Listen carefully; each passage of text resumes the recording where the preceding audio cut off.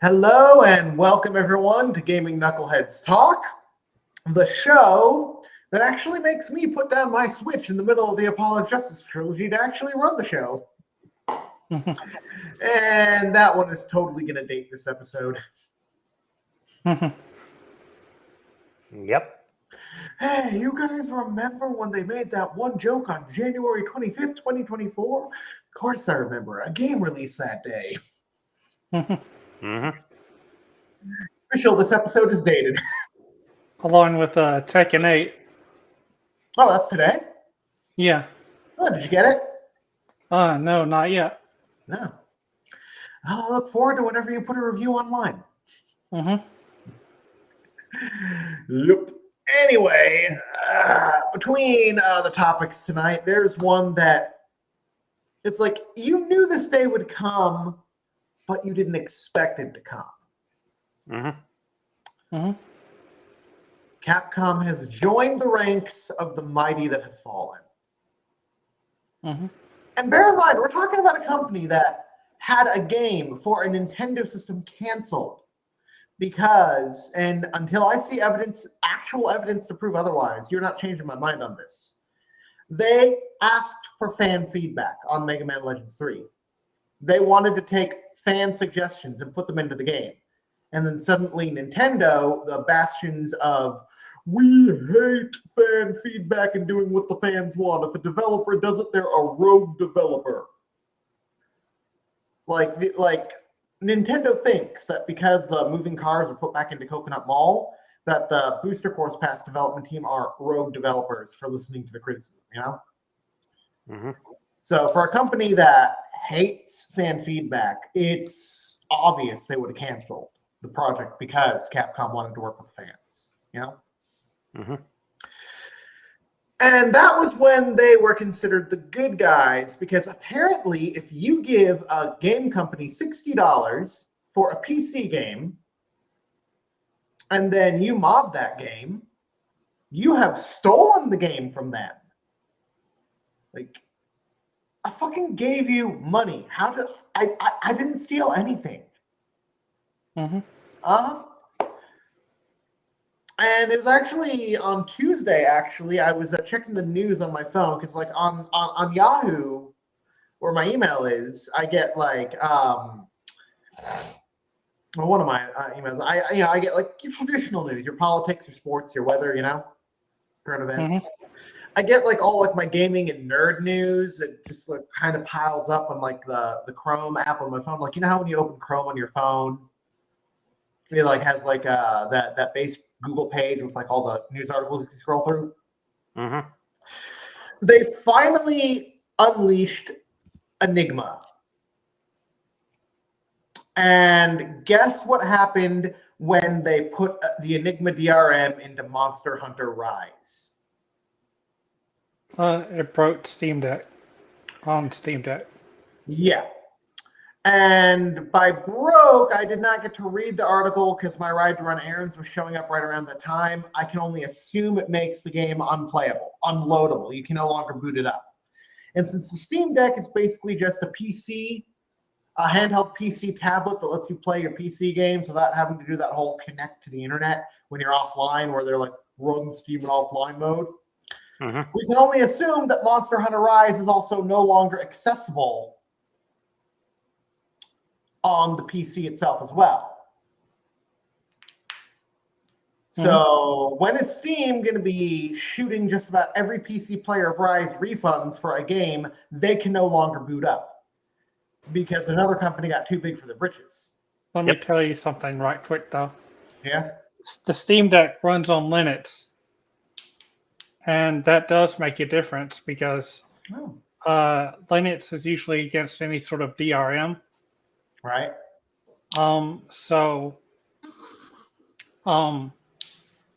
That could be one of the reasons why it doesn't run on the Steam Deck, but it might still run on Windows PCs regularly.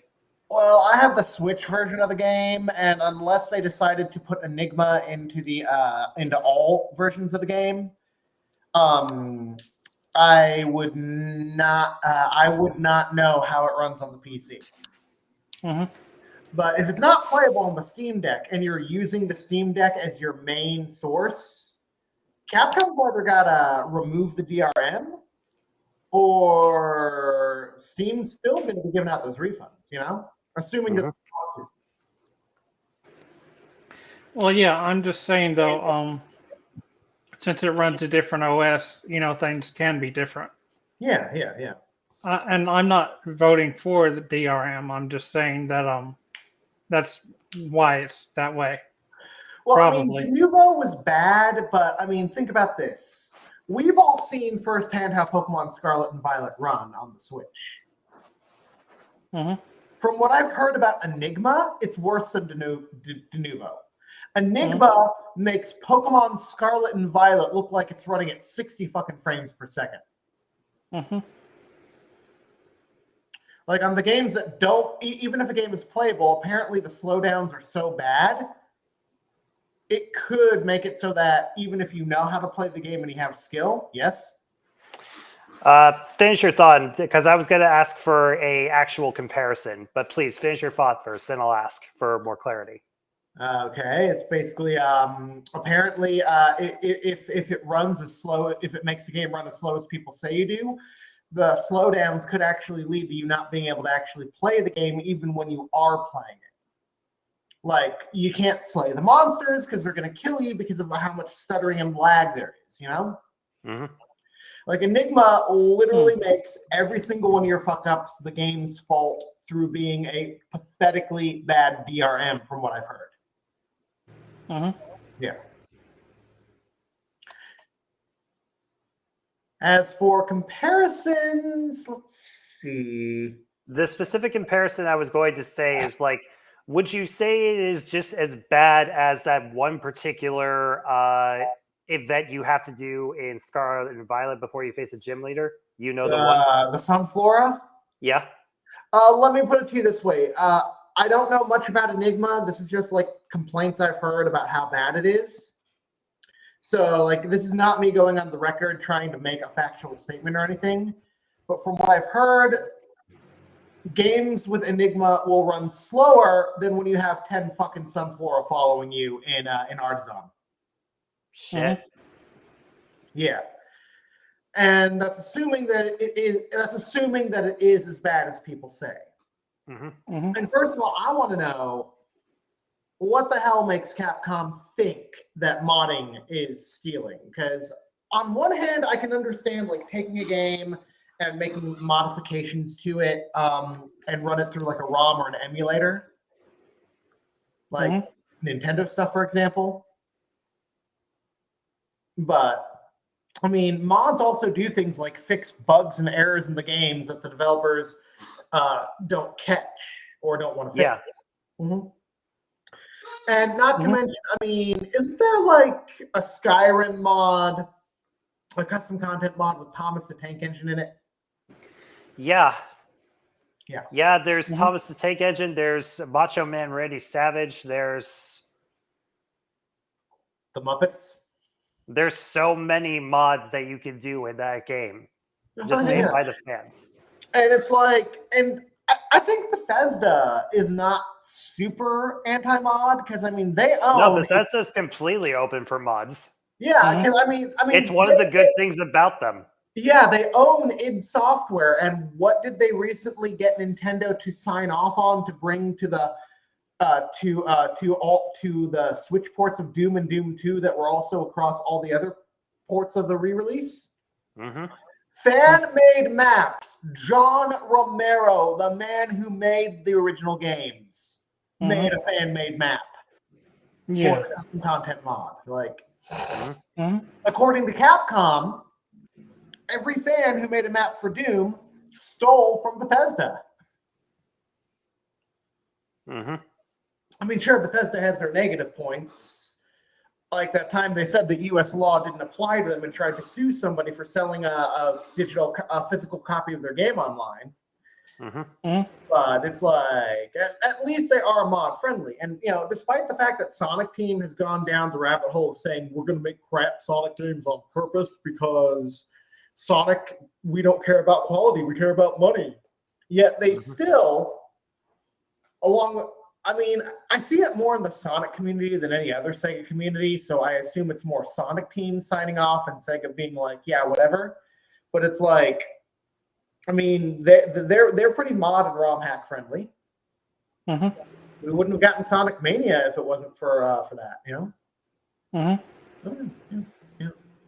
Well, I did just want to say one thing though, like about you know, I mean, I think it is important to stop like cheaters in like multiplayer games.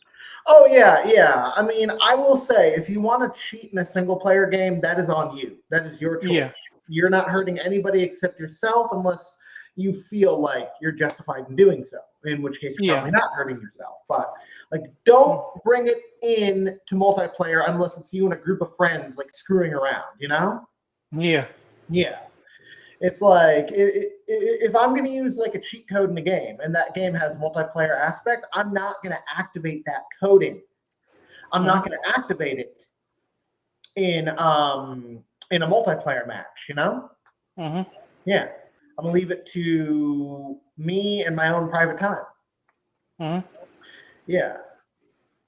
So, I mean, if they're installing it to stop cheaters online, I can kind of understand that, but if they're installing it to thwart modders from, in the single player game from doing whatever they want, I don't like that. Yeah, and I mean, stopping cheating aside, last I checked, the main reason behind DRMs is always been, since the dawn of digital gaming, to try to stop piracy. Yeah. It's like, and I feel like that makes it go hand in hand. DRMs are predominantly used to stop video games from being pirated.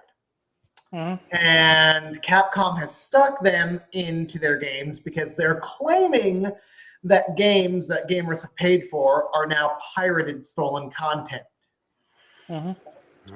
Either they literally believe that delusional, warped sense of reality, or they're literally just trying to screw gamers because they're like, free money, we're a popular company. And look, this is going to be pretty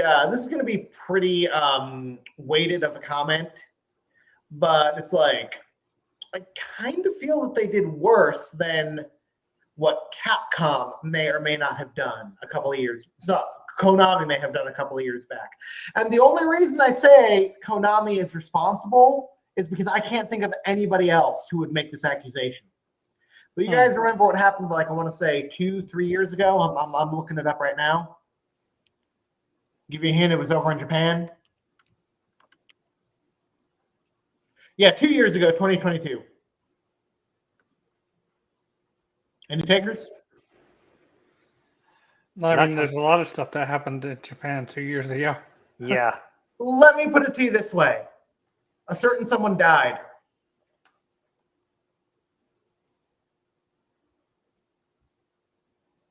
I don't know. Not ringing a bell. Okay, and 2 years ago, I'd have to actually look up the profile on Wikipedia again, but Shinzo Abe, the then Prime Minister of Japan. He was assassinated. Yeah. Was he still the Prime Minister at the time of his assassination, or had he already been voted out? No, he was still the Prime Minister, I think.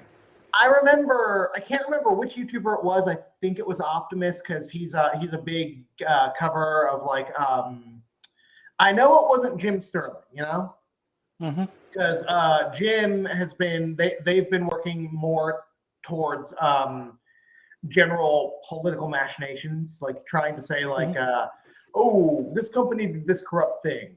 Now let's talk about the anti-LGBTQ, so it had to be someone who's not as politically charged. Which is why I think Optimus rings a bell, because aside from covering YouTube scandals, he tends to cover a lot. And I know it wasn't Young, because Young has that very unique way of doing his thumbnails. But somebody who covers scandals in video game news had mentioned that, did a video talking about how somebody online said that Abe's assassin was Hideo Kojima. Now I ask you two, who hates Hideo Kojima enough that they would falsely accuse him of assassinating a political figure?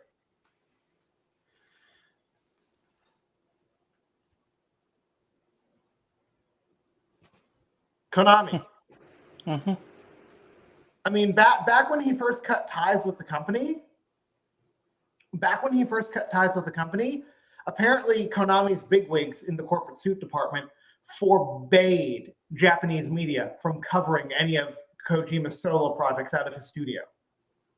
Like, they threatened to like sue the media if they gave any positive coverage to Kojima. Mm.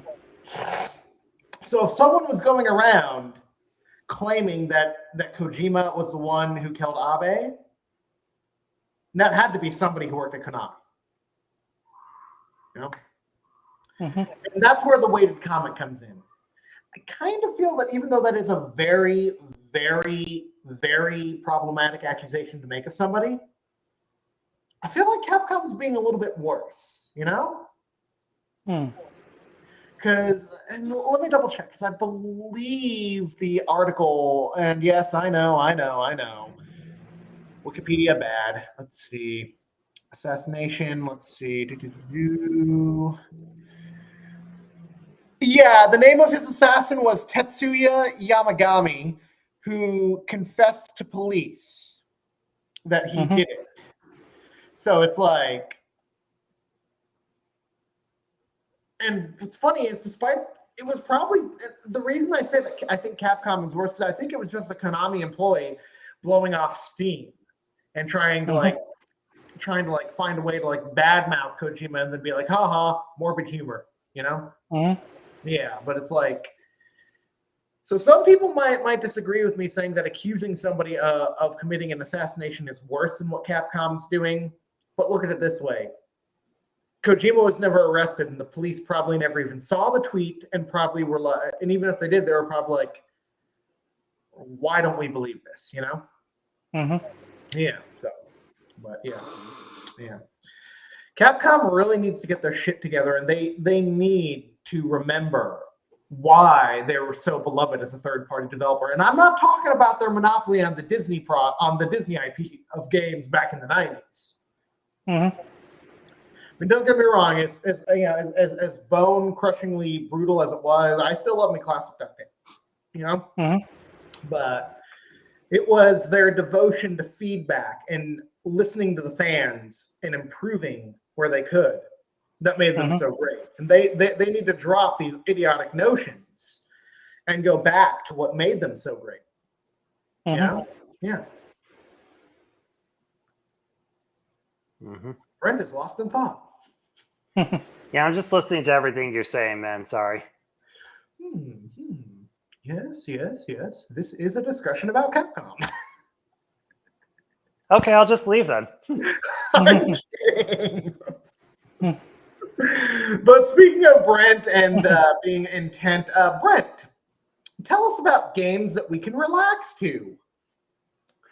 Well, games to relax to can be a very broad sort of thing in several ways.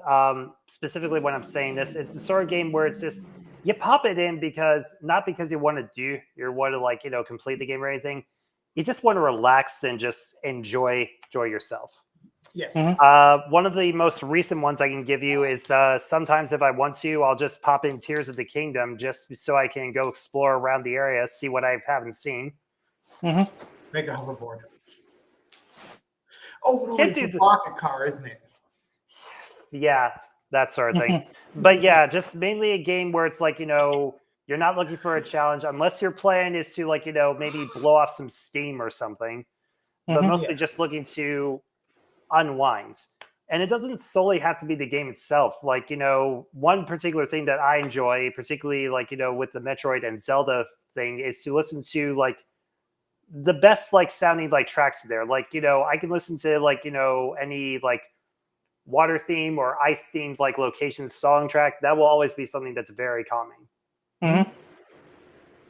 Now, here's the $1 million question. Just how much does Xenoblade relax you? Xenoblade is also another one for that, and it ultimately depends on which track you're listening to. For those of you who may be watching and scratching your head, Brent is a huge fan of the Xenoblade games. Yes, I am. Yes, he is. Mhm. Why we haven't gotten him to cosplay as Shulk yet is beyond me. I've played basically every single one of the Xenoblade Chronicles games. Yes, but you've never dressed up in his outfit and gone to a convention. You know I'm not that much of a cosplayer, man. I know.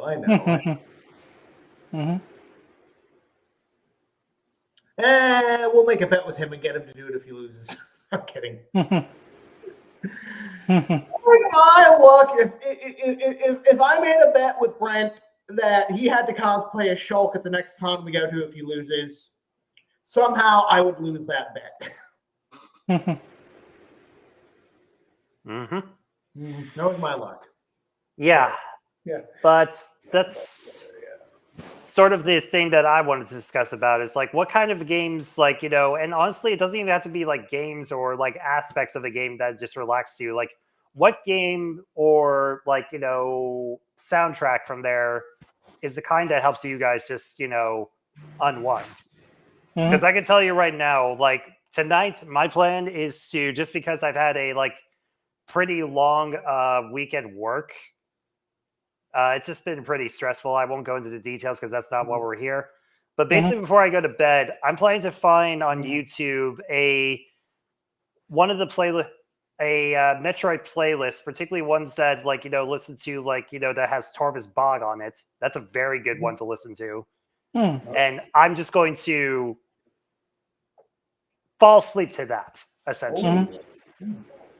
Well, I've never really considered games in a form of relaxation per se, but I will say when I have like a lot on my plate and I'm trying to play a video game to take my mind off things, usually any game with either dialogue, cutscenes, or with like a lot of reading, like a visual novel, where you've just got like you're hearing like the characters' voices in your head when it's not voice acted.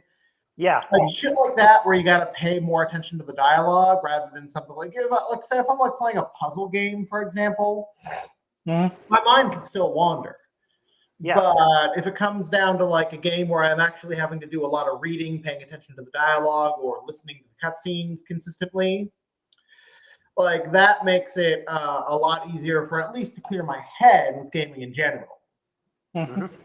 As for anything that, I guess when it comes to relaxing, if I'm like playing an old Game Boy game, like one of the bigger ones from my childhood, like classic Pokemon from the first two generations, or Tetris Attack, or even Super Mario Land 2, like the nostalgia of a game, like playing a game that takes me back to better times or simpler times, depending on the situation. Like go through a bad breakup, yeah, you're thinking of better times, Stressful day at the office, yeah, you're thinking about simpler times, But it's like I find that games that take me back are the kinds of games that can really clear my head in a positive way, So I guess depending on the situation, relaxing is anything that can take my mind off of any current troubles, or get me sucked into it, Yeah.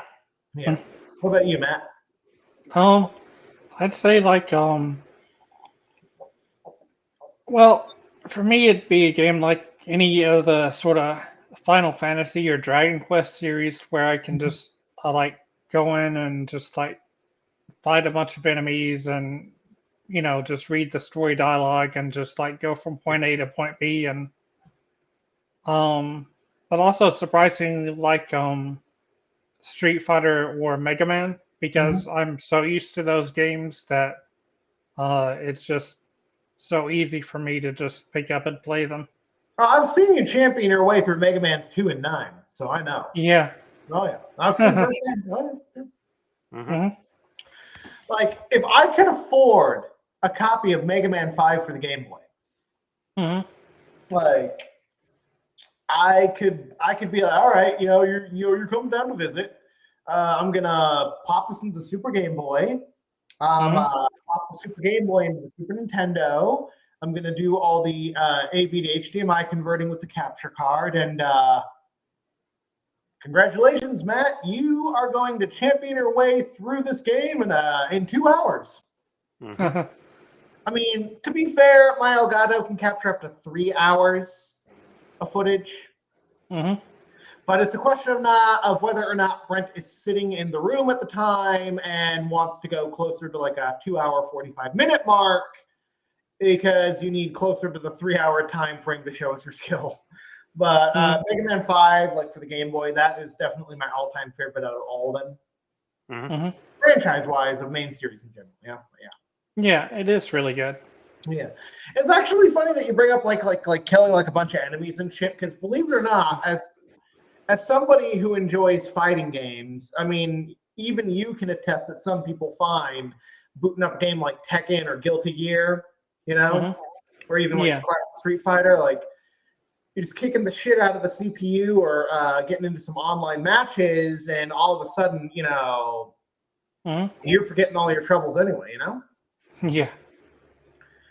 Oh, yeah. I mean, that's completely like a topic for another day, especially if we want to put that target on our backs. But it's like, video games cause violence. So why do I feel so relaxed and much better than I did an hour ago? Yeah. I don't want to hurt people. I want to go hug my animals. Mhm.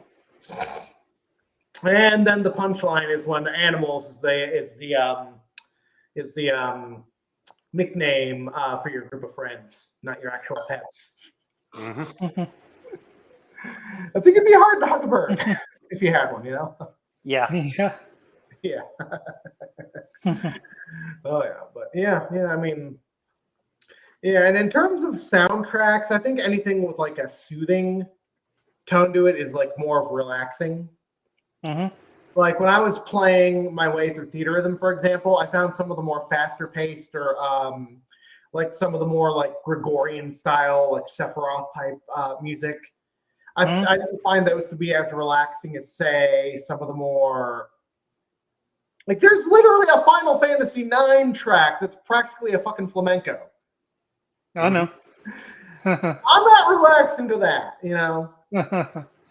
And again, I'm not relaxing to Matoya's Cave either, but that's one of my favorites from soundtracks. But yeah, it's like something simpler, like the more like lullaby or slow jam type tracks in the game, Yep. Yeah, or like when you're in a town, those tracks are usually, more You've relaxing. never been to Carwin in Final Fantasy V, have you? I don't think so. That has a very upbeat Celtic tone to it. It's got like Carwin. It's like I don't want to relax when I hear that music. I want to go to fucking Ireland and learn Celtic dance when I hear that. Yeah. Yeah. I think Xenoblade also has a lot of Celtic inspiration, like here and there. Yeah. Let's go to our expert. They do. And it can definitely vary on the types of one. There's definitely ones that are more like tone and relaxing, and then there's ones that basically makes you just want to like grow a goddamn beard and kick the nearest thing nearby. Yeah. I did try playing the new 3DS XL port of the first game, and the one thing that kind of had me liking it was, RPG, action-oriented, fun. The one thing that was like, I don't think I'm ever going to finish this game is I never got to the first story objective because every time I would complete a side quest, another one would immediately pop up. It's like, it got to a point where I ran so far away from like the base camp of the first area of the game. Okay, I'm going to go back. I'm going to move the narrative along. Hello, what's this? Damn you, Monolith! Well, to be fair, it does slow down a little bit after you like get through the first chapter, and then gets more as you get into settlement locations. Yeah. It's just like these side quests kept popping up. I'm like, I should do the side quest. Ooh, I should do the side quest. More side quests. Wait.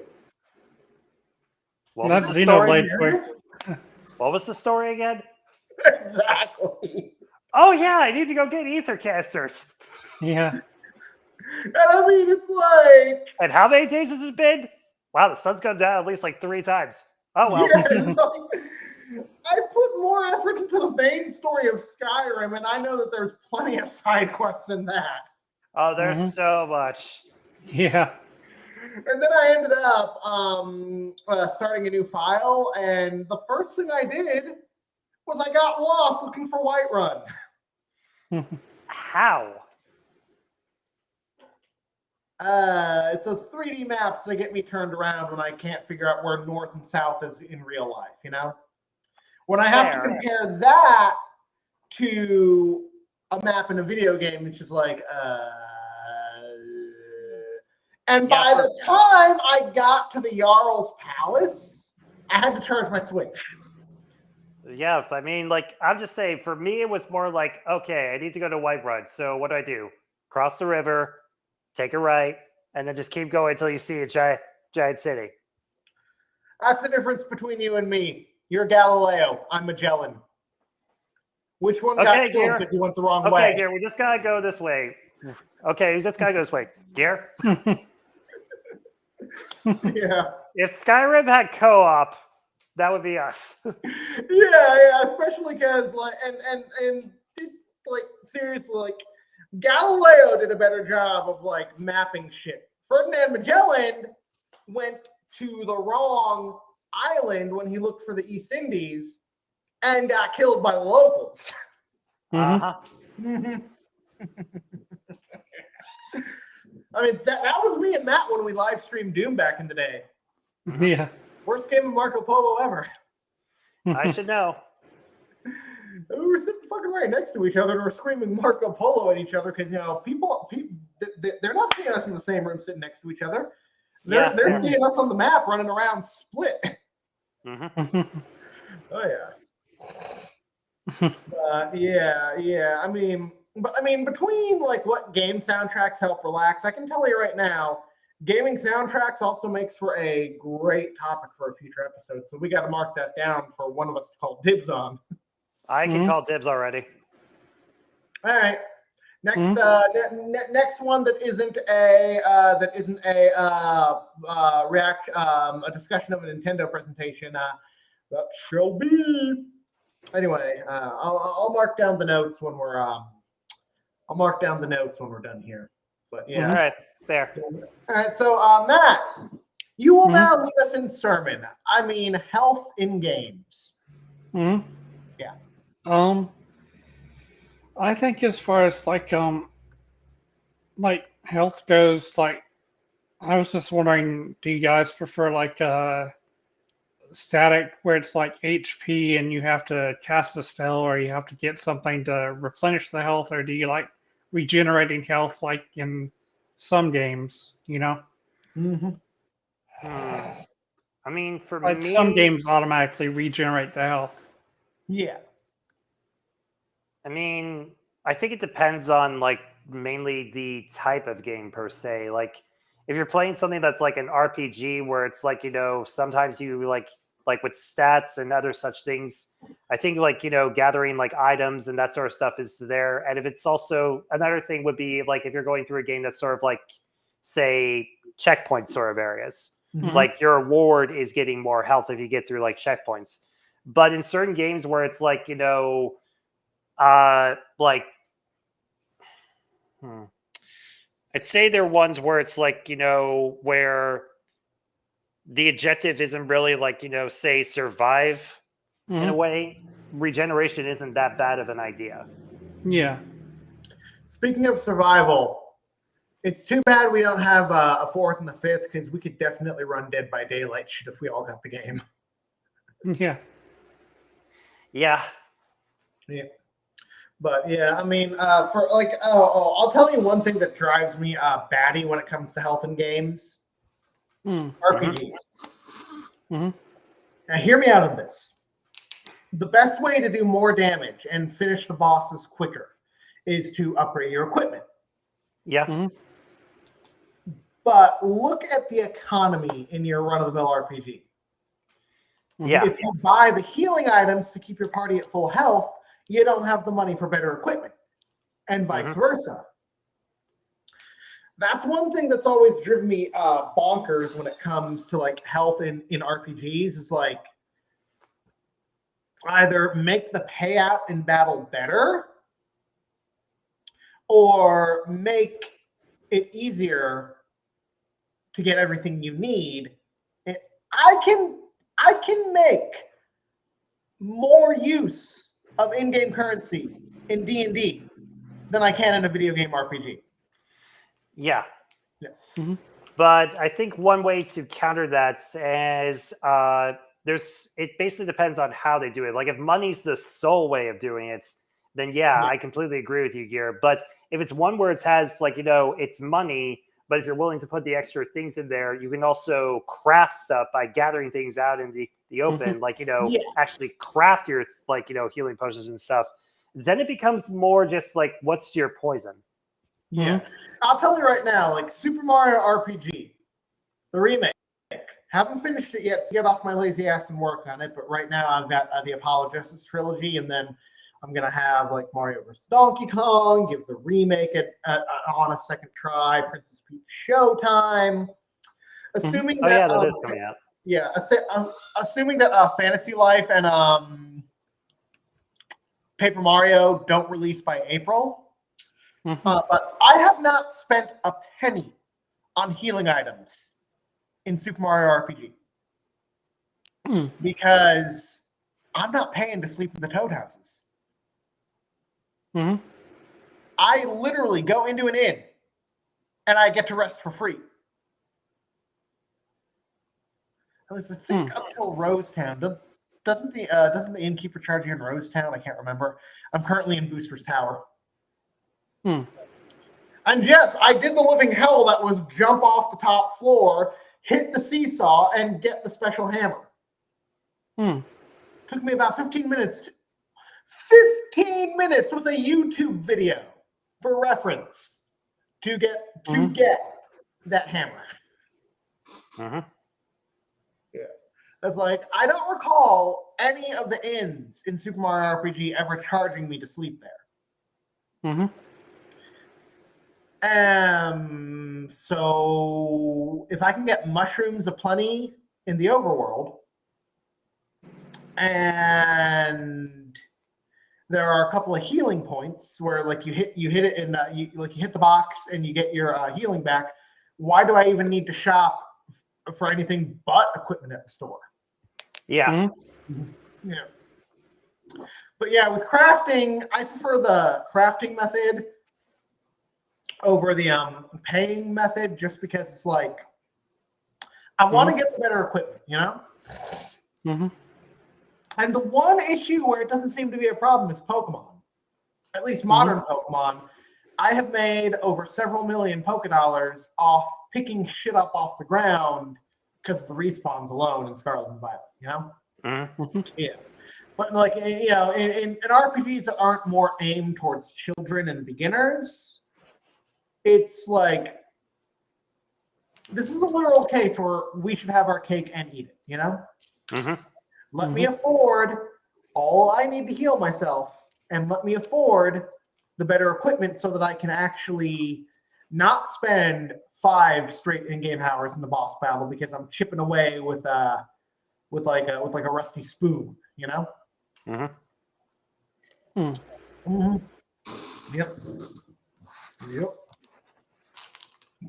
Oh yeah. Well, I think one topic of health that we didn't talk about is like Wall chickens. First-person shooters.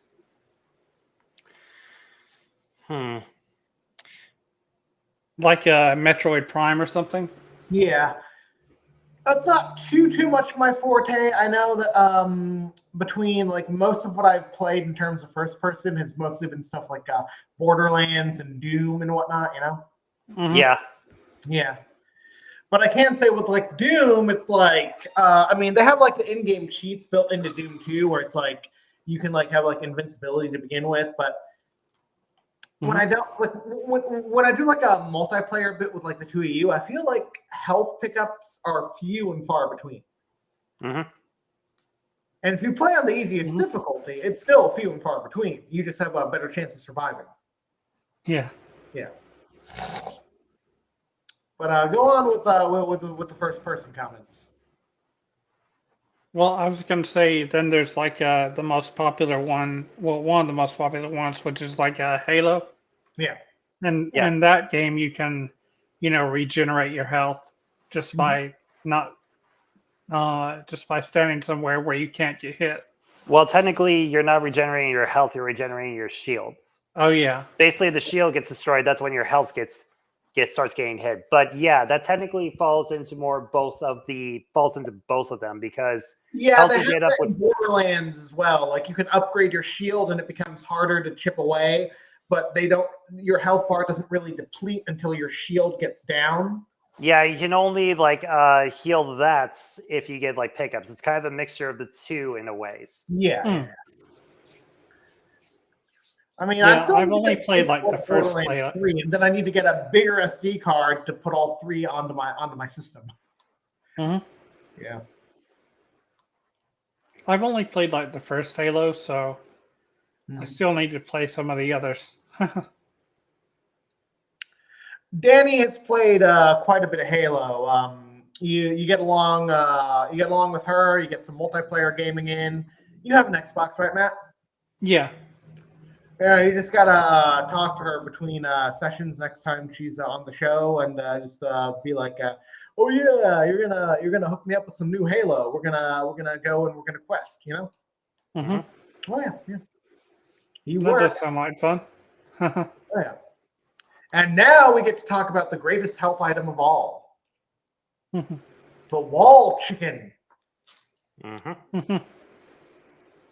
Yeah, it's like Now, really quickly, should I be that guy and not tell the confused ones what we're referring to? I think they'll figure it out. Yeah. Yeah, that's another example of few and far between, though, at least as far as I can tell, because the one that I have in the Super Nintendo, Mhm. I feel like I spend more time draining my health than I actually do restoring it because I smack the wall open and there's the chicken, you know? Mm-hmm. Yeah. But I mean, come on, that is probably that could be a debate right there. Wall chicken versus another edible health item. I've made that joke to people before, and I forget what the wall chicken is going up against. You know, I'd have to Mhm. I'd have to talk to some people. Say, hey, remember when I made the wall chicken versus something or other joke? What was the other? Mhm. Yeah, but Mhm. I mean, come on. What is Dracula thinking? He's got whole roasted chickens in the walls of his castle. What freaky shit does he get up to that we don't know about? Best not to think about it. I'll drink to that only because my mug isn't empty.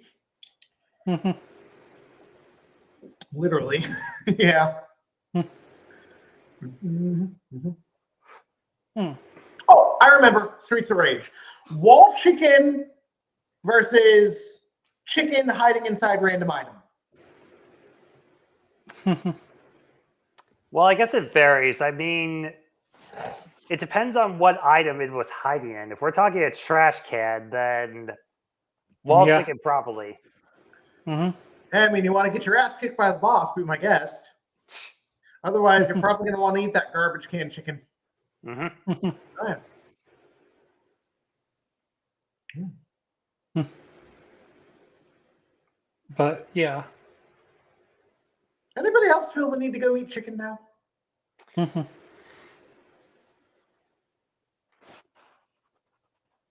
Nah. Nah, No. not this late. There's always next week. So we got time for one quick bonus round topic or call it here.